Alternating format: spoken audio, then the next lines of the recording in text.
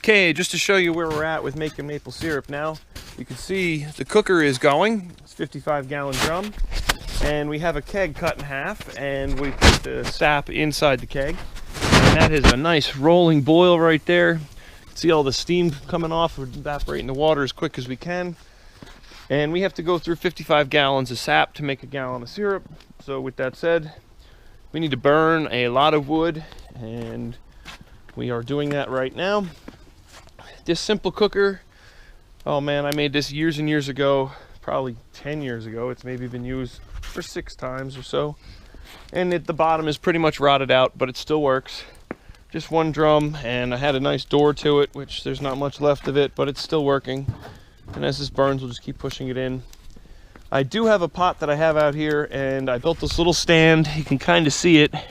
It acts as a pre-cooker, basically, or a preheater, if you will, just to warm up the chunks of ice, because you can see this is one of the buckets that was on the tree. It's a frozen block in there. So I'll dump that in there, and that'll melt and slowly warm up. I mean, even if it's 50 degrees, it's better than dumping a chunk of ice into this nice boiling pot here, because then it'll stop simmering and you'll lose your boil.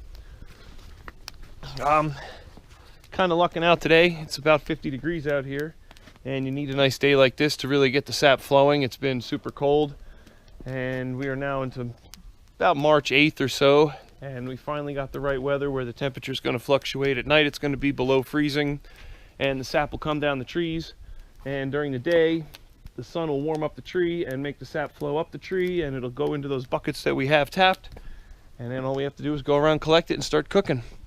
And boy, I tell you, you burn off a lot of wood while you're doing this, but it gets you outside, and I love it, and it's so wonderful being out here in springtime, and you know, you're out of the house and you get something really neat out of it. But we'll show you soon how to bottle all this, and what we do next is going to be quite a few hours of cooking and just letting it boil. We'll just keep adding more and more and more and more. Thank you.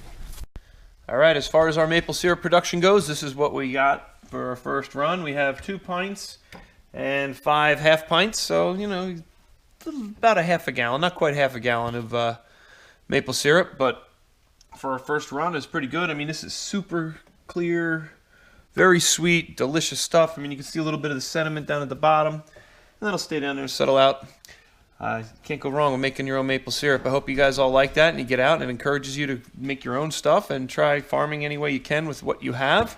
And please like and subscribe.